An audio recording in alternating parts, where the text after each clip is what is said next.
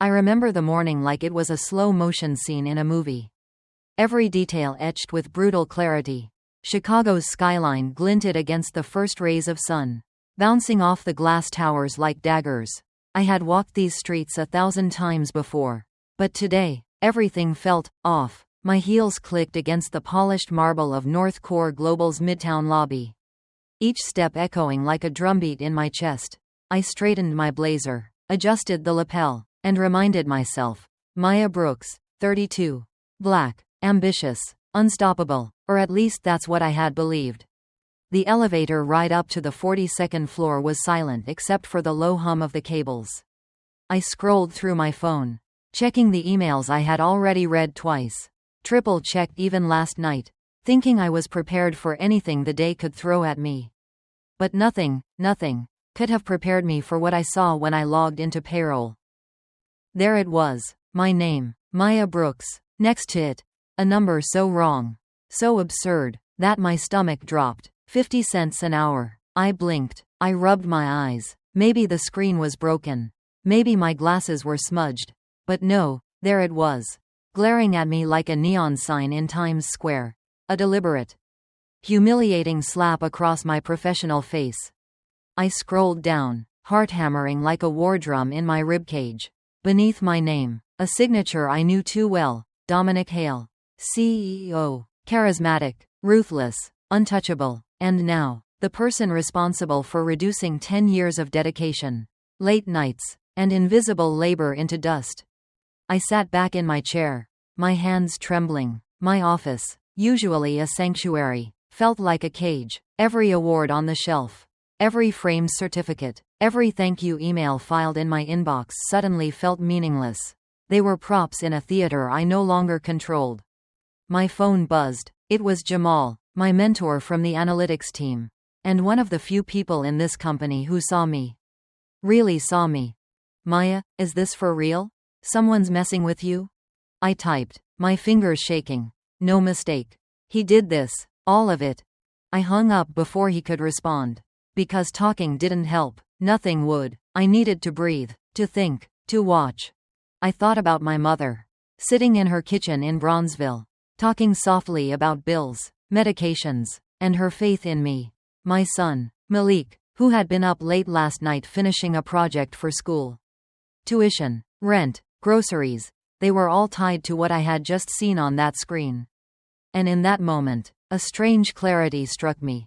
Fear had no place here. Only calculation. I leaned back, letting the chair creak under me, and closed my eyes. Memories flitted past like old film reels. The nights spent coding under flickering fluorescent lights. Mentors dropping wisdom between bites of takeout. The pride in my grandmother's voice saying, "Keep going, baby, you were made for this." That voice, that history, that culture, it wasn't a footnote. It was fuel, and fuel, when ignited, burns the strongest. A soft knock at the door. Maya, you okay? It was Tasha, my assistant, peeking in, eyes wide. She had known nothing of the payroll fiasco yet, but she sensed something. I forced a smile. I'm fine, I said. My voice sounded calm, controlled, but inside, a storm raged. I opened my laptop again, scrolling through the numbers. Payroll anomalies, misallocated shifts, unpaid bonuses, all lined up like dominoes. And every error, every oversight, was traceable to the systems I had built. The invisible scaffolding of Northcore's operations. I had created the framework. I knew the weaknesses. And now, someone had decided to play with it. Dominic and Ethan Hale, his golden boy of operations, thought they could humiliate me. Thought they could erase a decade of work with a keystroke and a signature.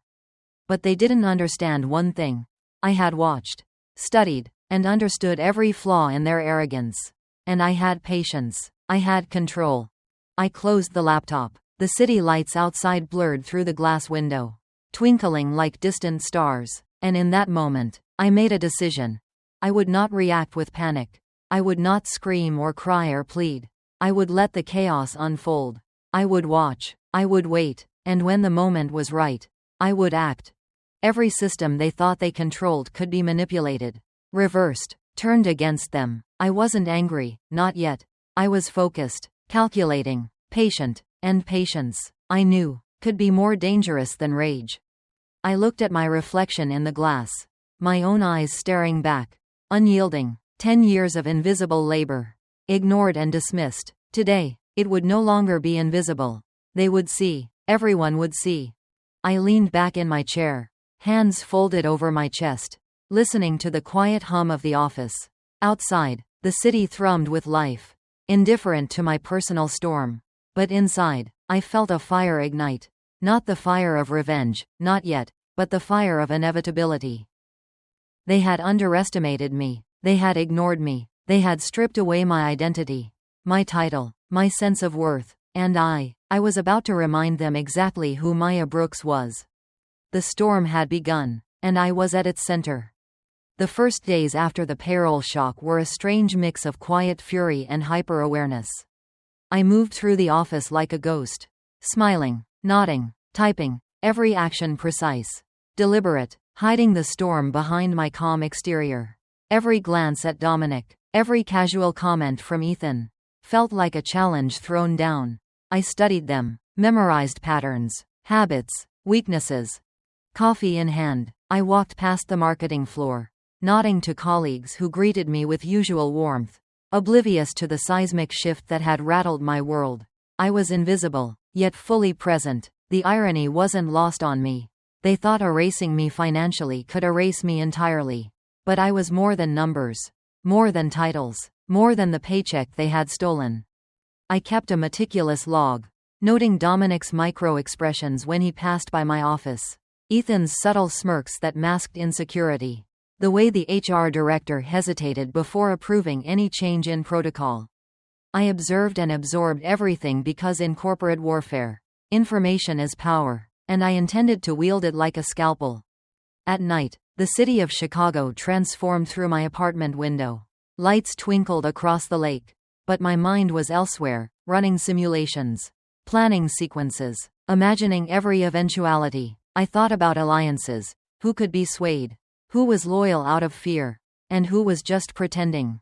This wasn't about revenge in the raw, emotional sense. This was chess. Every move calculated, every countermeasure anticipated. The irony hit me one evening as I sat in my home office. Laptop open, spreadsheets sprawling across multiple monitors. Dominic thought of himself as untouchable, charismatic, the golden boy of corporate governance. But charisma is fleeting, ego is fragile, and weakness is always exposed, sometimes in a smirk, a glance, or the timing of a nod. I saw it in him, and I marked it. Then there was Ethan, young, ambitious, hungry to prove himself, eager to claim a place in the sun. He didn't realize that by participating in the payroll sabotage, he was painting a target on his own back. I noted his patterns, his access, his overconfidence. It would serve me later. I found solace in small victories. A misfiled report that I corrected before it caused chaos. A subtle correction in project allocation that made a colleague look competent, without them knowing who had truly intervened. These were tiny reminders of control, of the power I still held despite the orchestrated humiliation. One Thursday afternoon, the boardroom felt unusually tense. Dominic had called an impromptu meeting, probably to project authority and contain the ripple of unrest that the payroll incident had caused. As I walked in, heels echoing against polished floors, I noted every expression, the raised eyebrows, the tight-lipped smiles, the subtle glances exchanged. People were afraid, cautious, and fear, when managed carefully, can be turned into leverage. I positioned myself at the edge of the room, letting others dominate the conversation, speaking only when necessary, each word weighted with precision.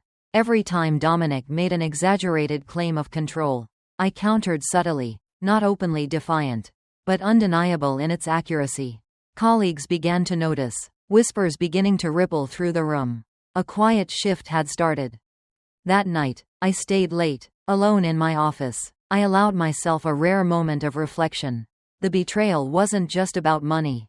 It was about identity, respect, and the acknowledgement that the work of black women in corporate America is often invisible until it's convenient for others to exploit. I thought about my mother again. Her resilience, her quiet dignity, Her insistence that I be unapologetic about my worth. It anchored me. I began assembling evidence, compiling emails, timelines, access logs, project handoffs, every piece of data that could demonstrate the orchestration of the sabotage. My desk became a war room, with sticky notes and printouts forming a complex map of relationships, access points, and vulnerabilities. Each note, each connection, was a potential move in the strategy I was beginning to craft. Meanwhile, Dominic and Ethan remained blissfully unaware. They continued to flaunt their authority, to underestimate me, to assume that a black woman in the corner, quietly observing, could be ignored, and every day they did, I grew stronger.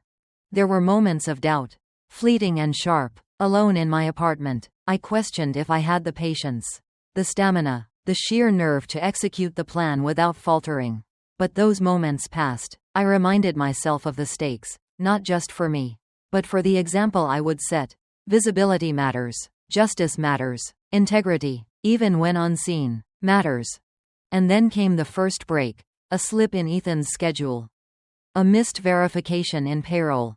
An email that inadvertently revealed a chain of command he thought secure. My pulse quickened, not yet victory, but a crack in the armor. A signal that timing, preparation, and precision would soon align. By the second week, my presence in the office was no longer background noise. Subtle influence began to ripple. Colleagues sought my input quietly, aware of the analytical mind behind calm demeanor.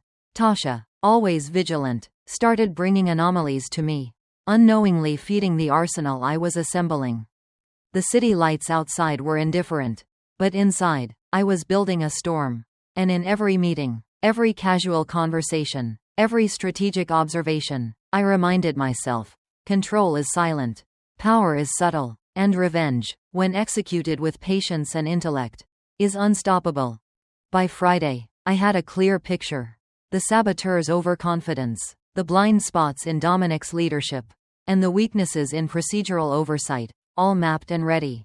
I sat in my office chair, shoulders back, taking a deep breath. The fire inside me had been stoked, and I was ready to ignite. Tomorrow, the real game would begin. And when it did, North Core Global would remember one thing. You can take away a paycheck, but you cannot take away resolve, intellect, or legacy. Maya Brooks was ready, and the storm had only just begun. Monday arrived with the kind of gray light Chicago is known for, cold. Overcast, streets glistening from overnight rain. I walked into North Core Global like I owned the place. Though inside, my heart beat faster than the coffee pumping through my veins. This wasn't a regular Monday. Today marked the first real moves in the plan I had been building silently for weeks. I started at my desk, reviewing the files I had organized meticulously, payroll logs, email chains, internal memos, access approvals. Each piece of information was a weapon. And today, I would sharpen them against the armor of arrogance that Dominic and Ethan wore so carelessly. I sipped my black coffee slowly, letting the warmth ground me while my mind raced through scenarios, contingencies, and potential fallout. The first target was Ethan. Young, reckless, overconfident, he had left an open trail that was impossible to ignore. I drafted an innocuous-looking report, carefully phrased, that highlighted a series of discrepancies in project allocations he had approved without oversight. Nothing accusatory, just questions, subtle enough to sound like due diligence, precise enough to make him sweat. I sent it to him directly. Subject line casual, tone neutral, and then I watched. By mid-morning, the office buzzed with quiet murmurs. Ethan's usual swagger was replaced with tension. A forced smile, quick glances around the room. I noted every twitch, every hesitation. My colleagues, unaware of the true cause, began asking questions, seeking clarification from him, subtly validating the doubts I had seeded. Victory, quiet and precise. Next, Dominic. He was more careful, more calculated, but he had one vulnerability: his need to control perception. I drafted an email highlighting a minor but visible flaw in a presentation he had led the previous week. I CC'd just enough people to make it noticeable, yet ambiguous enough to avoid direct confrontation. By noon, I could see the micro-expressions, the tightening of lips, the slight furrow of brows, tiny cracks forming in the armor of his ego. I moved deliberately through the office, offering insights during casual hallway conversations, dropping hints that made colleagues pause and reconsider assumptions. Tasha, my silent ally without realizing it, continued feeding me small observations, unwittingly amplifying my intelligence network. The office had become a chessboard, and I was several moves ahead. Lunch was solitary. I sat in the corner of the cafeteria, notebook open, jotting observations and possible trajectories. My reflection in the polished floor-to-ceiling windows reminded me of my own resilience. Maya Brooks was not just a survivor of corporate games, she was a strategist. A silent storm building strength in plain sight.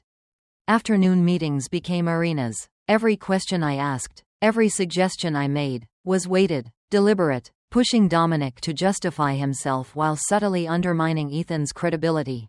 Colleagues started noticing the shift, quiet whispers, subtle nods, curiosity sparking in the eyes of those who had once ignored me.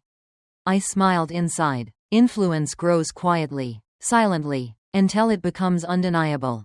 By Wednesday, small patterns of change emerged. Ethan began second-guessing approvals. Dominic spent more time defending choices he had made with confidence just days before. Rumors, unintentional yet inevitable, began to circulate, suggestions of oversight lapses, procedural gaps, and the odd question about responsibility. The storm I had nurtured in silence was beginning to ripple outward. But strategy alone wasn't enough. I needed leverage. I began compiling direct evidence, emails showing intent, project decisions that contradicted standard procedure, moments when Dominic and Ethan's actions directly impacted payroll and project deliverables.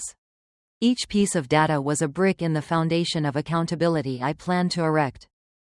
Late Wednesday afternoon, I approached HR under the guise of compliance clarification. I asked questions, framed as routine curiosity, but each inquiry tested their awareness, each answer revealing blind spots. I noted them, every word, every hesitation. By the time I returned to my desk, I had filled pages with observations and insights. This was the groundwork for the confrontation to come. A confrontation that would not just restore what was mine, but demonstrate that negligence and arrogance have consequences. Thursday brought tension to a near-visible level. Dominic's charm was strained, Ethan's enthusiasm frayed. I maintained a neutral presence, a calm center in the office storm, while subtly steering conversations, raising pointed questions, and leaving breadcrumbs that colleagues could follow. My reputation for precision, once taken for granted, began to command attention. People listened, people respected, people started asking for my advice. The quiet respect I had earned through years of work and patience now gave me authority. By Friday, I had all the elements in place. The discrepancies, the emails, the subtle mistakes, and the network of observations. The pieces were ready to be assembled into a narrative that was undeniable. I allowed myself a rare moment of satisfaction. Leaning back in my chair, stretching tired arms over my head. Every decision had been deliberate. Every movement calculated. Every observation documented. The plan was ready to unfold. That evening, I walked through the city streets, the lights reflecting off rain-slick sidewalks, thinking about the months of planning, patience, and strategy. The air was crisp, filled with possibility. I felt the surge of power that comes not from anger, but from control, preparation, and resolve. Maya Brooks was no longer just reacting, she was commanding. As I returned to my apartment, I outlined the next week in my notebook, the moment to strike, the conversations to initiate, the undeniable proof to reveal. This was more than personal revenge, it was a demonstration of competence, resilience, and integrity in the face of calculated injustice. Tomorrow, the first real confrontation would occur, not loud, not explosive, but precise, deliberate, and undeniable. I would show them that power is earned, visibility matters, and legacy cannot be erased by a careless swipe of a ledger. Maya Brooks was ready, and when the first domino fell, the rest would follow. Monday morning hit like a punch I was ready for. The office smelled faintly of burnt coffee and polished wood. and the fluorescent lights reflected sharply off glass walls. I arrived early, as always, feeling the familiar adrenaline in my veins, not fear, but focus. Today was the day I would test my carefully laid strategy. The first confrontation that would set everything into motion. I started with Ethan. I had prepared a presentation that appeared innocuous, a routine departmental review, but underneath it contained carefully highlighted inconsistencies from past projects. Each slide was a trap, a mirror showing him the consequences of sloppy approvals. I knew how he thrived on appearing competent, how his ego refused the idea of oversight. As the team filtered into the conference room, I maintained a calm, collected demeanor, smile in place, notes ready, coffee in hand. Ethan strutted in, shoulders back, as if he owned the space. That confidence was fragile, and I intended to crack it. "Good morning, everyone," I began, my voice steady, warm, commanding attention without shouting. I wanted to review the Thompson project allocations from the last quarter. I noticed a few areas that might need clarification. Ethan's eyes flickered at the subtle emphasis in my tone. He leaned forward, trying to reclaim authority, but I controlled the flow. Slide by slide, I presented facts, not opinions, letting the discrepancies speak for themselves. Every pause, every hesitant glance he gave, fueled the quiet satisfaction building inside me. The room grew tense, a silent audience observing the unraveling. Questions I had seeded earlier in casual emails now formed a framework around him, suggesting gaps, mistakes, oversights. He stumbled, fumbling explanations, and I noted every falter with precision. This was no public humiliation, no dramatic spectacle. This was professional accountability delivered with finesse. By the end of the review, Ethan's confidence had visibly eroded. Colleagues exchanged glances, some leaning in, others withholding judgment. I concluded with a composed summary. "I've documented these points, and I believe resolving them will strengthen our process for future projects." Neutral, professional, but piercing in its implication. Someone had been careless. Next came Dominic. He was more subtle, dangerous in his control over perception. I scheduled a one-on-one under the guise of a project update. The office was quiet, the hum of the HVAC a low background tension. I laid out minor flaws from previous presentations, carefully phrased as suggestions, allowing him to defend himself while planting seeds of doubt about his decisions. His jaw tightened. "I appreciate your feedback, Maya," he said, voice measured but laced with irritation. "We'll review this." He leaned back, but I saw it. The imperceptible shift in posture. The micro-expression signaling concern. Even Dominic had blind spots. Everyone did. By midweek, the atmosphere in North Core Global had subtly shifted.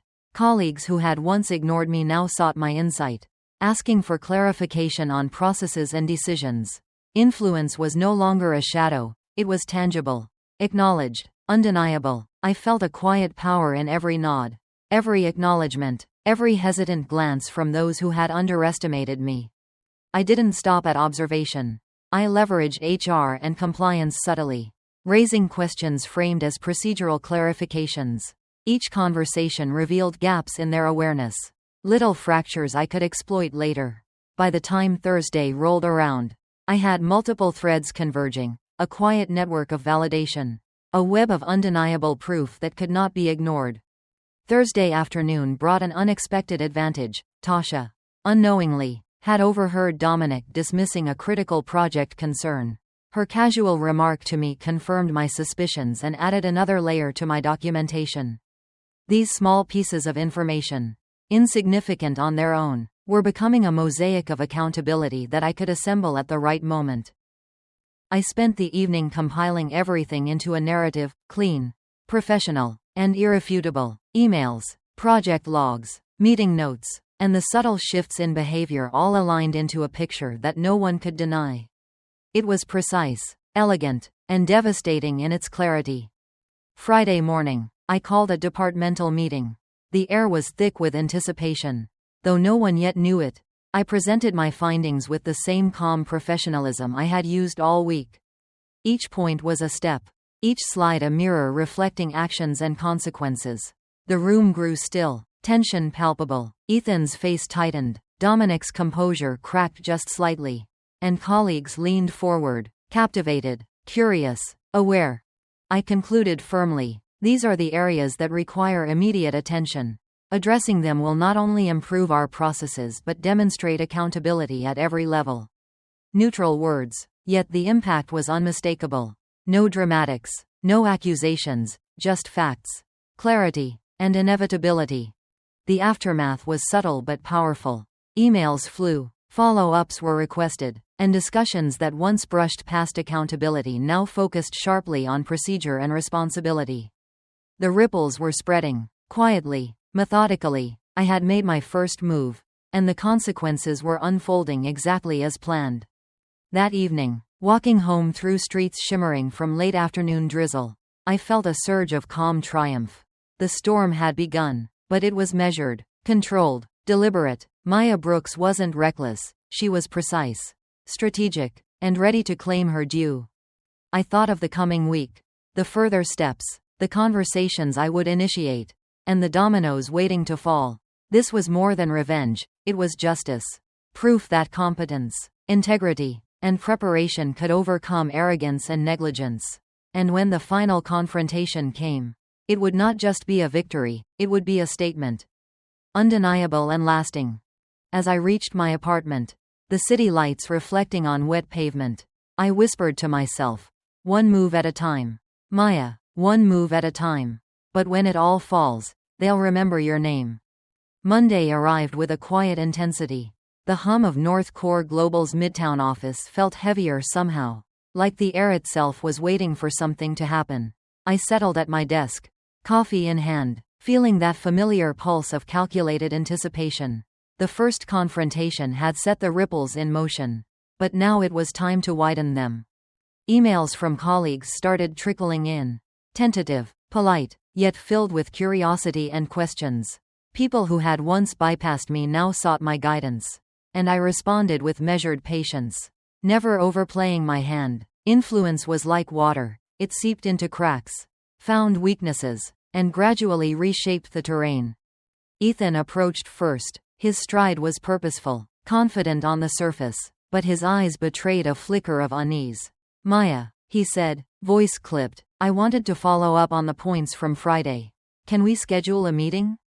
I smiled, neutral but precise, the kind of smile that acknowledged him without giving away any advantage. Of course, let's review them this afternoon.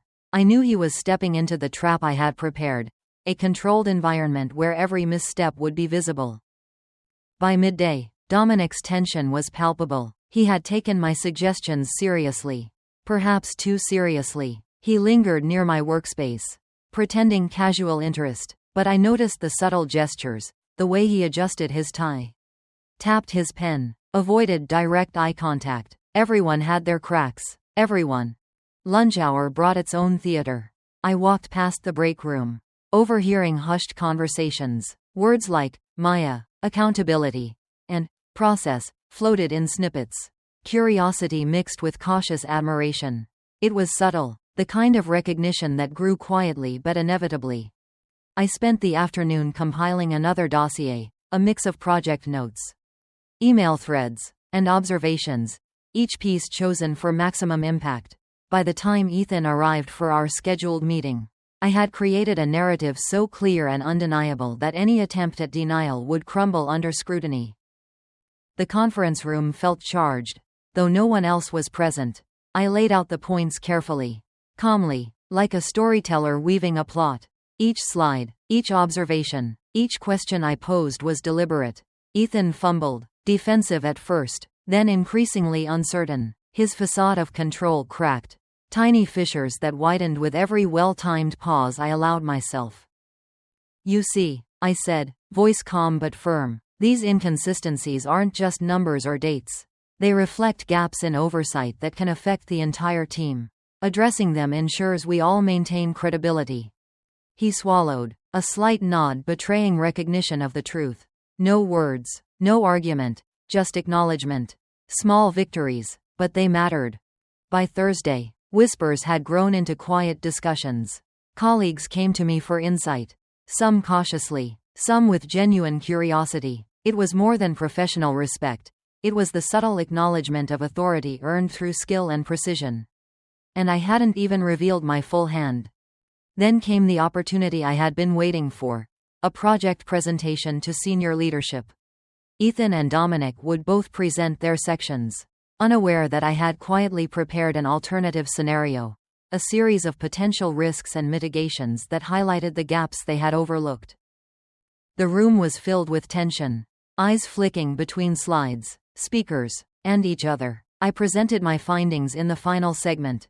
Calm, precise, authoritative. The room fell silent, absorbing facts, projections, and implications. I didn't raise my voice. I didn't dramatize. I simply delivered clarity, professionalism, and inevitability.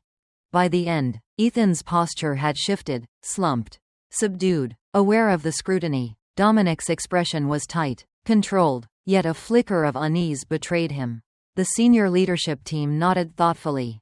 Questions measured, interest genuine. I had created undeniable visibility, strategically positioning myself as the anchor of accountability. Walking back to my office, I felt the subtle surge of triumph. It wasn't loud, it wasn't dramatic, but it was powerful. The ripples had spread, quietly altering perception, creating cracks where arrogance once ruled. I had gained more than acknowledgement. I had built influence. Strategically, with precision, and without losing the respect of those around me. That evening, as I looked out over the city lights, I reflected on the week's victories. They were small, almost invisible, but foundational. Every conversation, every observation, every slide had been a calculated move in a game of corporate chess. And I, Maya Brooks, was several steps ahead. One move at a time. One subtle victory at a time. But soon, the entire board would see the pattern. And when that moment came, it wouldn't just be a win, it would be a statement. Friday arrived like a storm on the horizon. The kind of morning where the sunlight feels sharp, cutting through the blinds like the tension in the office. I could feel it in my bones, the culmination of weeks of quiet maneuvers, strategic observations, and subtle influence. Today wasn't just another day. Today was the moment the boardroom would finally recognize the truth. I walked through the glass doors of Northcore's Midtown office with a calm precision. Head high, shoulders straight, the rhythm of my heels echoing like a metronome against the polished floors. Every eye that met mine registered the same thing: authority, confidence, inevitability. Some colleagues looked away, uncertain. Others nodded, silent acknowledgement of the path I had paved. The boardroom was a crucible. Senior executives sat poised, expressions neutral, though the air between us crackled with expectation. Ethan and Dominic were already present, their usual arrogance tempered by a hint of apprehension. They knew something had shifted, even if they didn't yet understand the full scale of it. I took my place at the head of the table. Laptop open, slides queued, silence, heavy and anticipatory, hung in the air. I started with facts, clear, undeniable, no room for misinterpretation, data points that highlighted project failures, lapses in oversight, and procedural gaps. Every slide was a mirror, reflecting mistakes that had been ignored, brushed aside, or dismissed as inconsequential. Ethan's jaw tightened. Dominic's fingers drummed nervously against the polished surface. The executives exchanged glances, subtle but unmistakable signs that my narrative had shifted the room's energy. And then I spoke, slowly, deliberately. We all want Northcore to succeed. But success requires accountability, transparency, and foresight. The gaps we've seen aren't just numbers, they represent opportunities lost, risks unmanaged, and trust compromised. Ignoring them jeopardizes not just projects, but reputations, careers, and ultimately, the integrity of this organization. Each word landed with precision. I didn't raise my voice. I didn't dramatize. My authority spoke through the clarity and inevitability of truth. Then came the moment I had been waiting for. Questions from the board, probing and sharp. Maya, how did these gaps go unnoticed? One executive asked. Tone challenging but fair. I leaned forward, calm but commanding.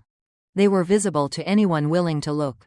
Oversight isn't about catching every mistake. It's about creating a culture where accountability is shared. where responsibility isn't optional, and where leadership leads by example. I've been ensuring visibility, documenting every step, so when challenges arise, they're not surprises, they're opportunities for corrective action. The room was quiet, too quiet. I knew I had their attention. That subtle but undeniable shift in perception that comes when someone finally connects the dots. Ethan tried to interject, voice sharp, defensive. Maya, you're implying? But I held up a hand. Polite yet firm. No, Ethan, I'm stating facts. Interpretation is irrelevant when the outcomes are clear. The question isn't about implication, it's about responsibility. Dominic's eyes flicked to the slides. Then back to me, a faint twitch betraying his internal panic. He knew he couldn't deflect, couldn't manipulate the narrative anymore. I had dismantled it, one calculated observation at a time. By the end of the presentation, the executives nodded, some leaning in, asking for clarifications, others taking notes, silent acknowledgement of my command. Ethan and Dominic were subdued, stripped of pretense, facing a reality they had ignored for too long. I had orchestrated the perfect storm, not with aggression, but with precision, patience, and undeniable evidence. As the meeting adjourned, I gathered my things slowly, letting the weight of the moment settle. Colleagues approached, subtle congratulations mixed with admiration. The atmosphere had shifted. I wasn't just another employee anymore. I was a voice, a presence, a force whose influence couldn't be ignored. Walking back to my office, I allowed myself a small, private smile. Victory wasn't loud, it wasn't explosive, but it was real. The boardroom, the executives, even those who doubted me, they had all witnessed the power of preparation, clarity, and integrity. Sitting at my desk, I reflected on the journey. Every late night, every careful observation, every strategic email. It had led to this moment. I hadn't just survived the storm, I had navigated it, charting a course others couldn't see. And now, with influence established and credibility undeniable, the next phase of change could begin. I poured another cup of coffee, fingers tapping against the mug as I looked out over the city. The skyline shimmered, alive with possibility. North Core had underestimated me, as many had before, but I was no longer underestimated. I was seen, I was heard, and the ripples of today's victory would grow, subtly but relentlessly, reshaping the culture, the dynamics, and the future itself. For Maya Brooks, this wasn't just a win, it was the start of a movement. One calculated, relentless, unstoppable step at a time. The aftermath of the Boardroom Showdown was unlike anything I had imagined. The corridors of North Core buzzed with whispers, cautious glances, and the subtle hum of respect. I walked through it all, chest lifted, stride purposeful, absorbing the quiet acknowledgement that I had carved out my space, not just for myself, but for every black woman who had ever felt invisible in rooms like these. I didn't need the congratulations. I didn't need the applause. But I felt it anyway, in the nods, the lingering stares, the way colleagues stopped mid-step to look my way. Power, I realized, wasn't loud. It wasn't about overt displays. It was the quiet certainty that comes when preparation meets truth. That certainty radiated from me now. Weeks passed, but the shift was palpable.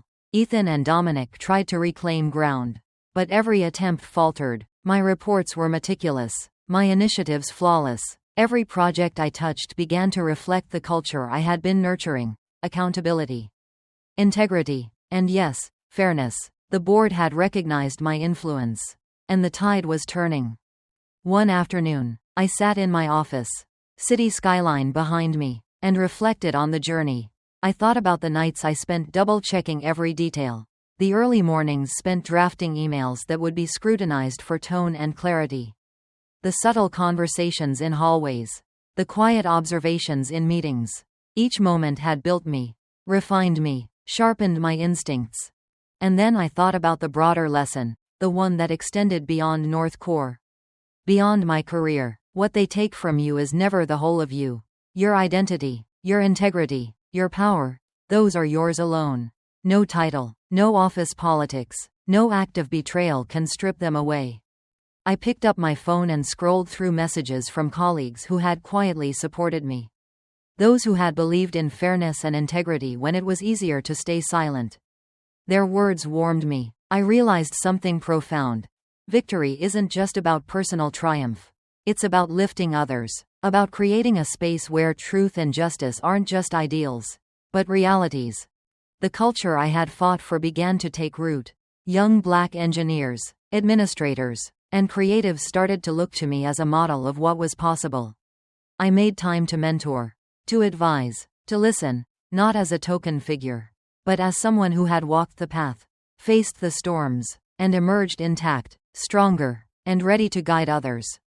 One evening, as the sun dipped below the horizon, casting amber light across the office floor, Ethan passed my office. He paused, then nodded, subtle, understated, but meaningful. The game had changed, the balance of power had shifted. But the real victory? It wasn't in silencing opposition. It was in setting a precedent. In showing that excellence, integrity, and unwavering self-belief were forces to be reckoned with. I leaned back in my chair, exhaling slowly. For Maya Brooks, the fight wasn't over, but it had reached a turning point. And in that turning point, I saw a truth that stretched far beyond office walls. Empowerment is contagious. Courage is contagious. Integrity is contagious. To anyone watching this story unfold, let it serve as a reminder. Your voice matters. Your presence matters. Your truth matters. Stand firm in your values. Trust your instincts. And never allow the world to convince you that your worth is negotiable. Every challenge is a test. And every setback is a setup for something greater. So here's the invitation. Like if you stand for fairness. Share to empower your community. Comment your story. Let's rise together. Because the fight isn't just mine. It's ours. And together, we can redefine what it means to lead with courage, to rise with dignity, and to claim the respect that is rightfully ours. As I turned off my desk lamp and watched the city lights flicker to life, I felt it. The quiet, unwavering pulse of possibility. The story wasn't just about revenge. It was about justice, strength, and the kind of resilience that shapes not only careers, but lives, communities, and generations. Maya Brooks had won the battle. Yes, but more importantly, she had set the stage for a revolution of fairness, courage, and unshakable self-worth. And in that truth, there was power enough to light the skyline, enough to inspire, and enough to remind everyone watching. You're stronger than any obstacle, braver than any fear, and destined for triumph.